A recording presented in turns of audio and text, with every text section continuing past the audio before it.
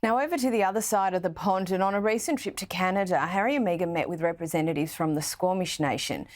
Now, during this, they were thanked for righting the wrongs of the past. Now, I appreciate the sentiment, Russell, but there's a really fine line to be walked here, isn't there?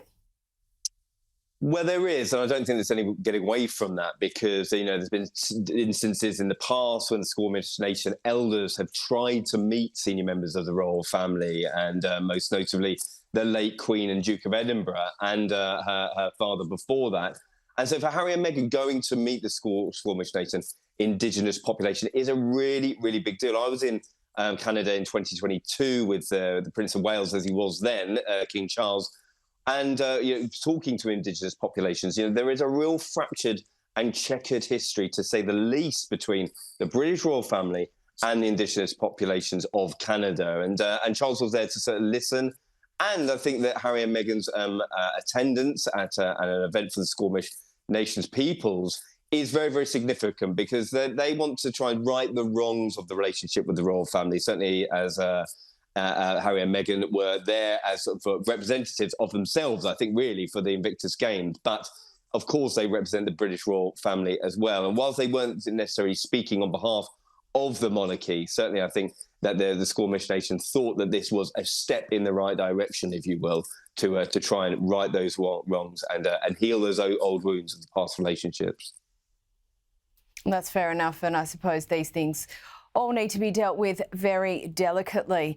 Now, we spoke earlier in the show about the launch of Meghan's new lifestyle brand, As Ever. Clearly, there's been a little bit of kickback, but what, if any, response from the Sussexes or any other observations you'd like to make about the relaunch?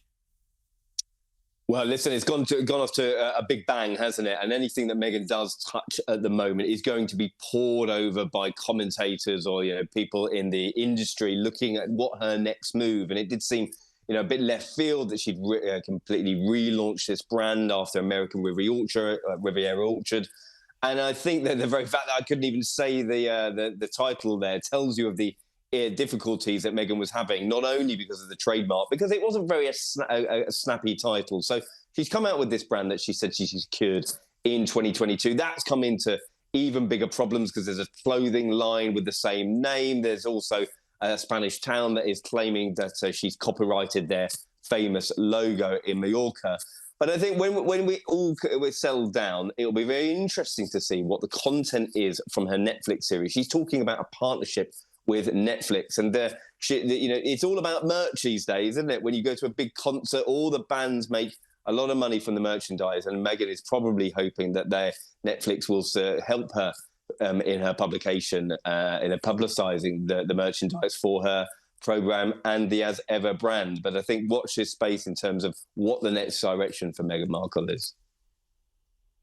And on the partnership with Netflix, there's talk about a separation between Meghan's Netflix show and this new brand.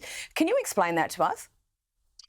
Well, we saw with the mood board that she'd put up during the week, and again, using her platform on Instagram is very interesting that she's still pushing her own PR. But there must be two parts of the separation of the deal here, because she's saying that Netflix are in as a partnership as well, but she's got the program coming out on March the 4th that was obviously pushed back because of the Californian wildfires. But her brand is very interesting to brand experts that I've spoken about, because she's very much trying to relaunch herself on something that she previously did. This is part of the As Ever brand, as it always was, she said. But they're talking about that merchandise. That will be, bringing the big bucks, and it's not just going to be jams that she's selling. It's going to be sort of tableware and invitations and a real sort of lifestyle creation about her name and about her association with the royal family. And could that get her into further hot water with the royals? I suppose we'll just have to see what comes out on the website in the next few weeks and months.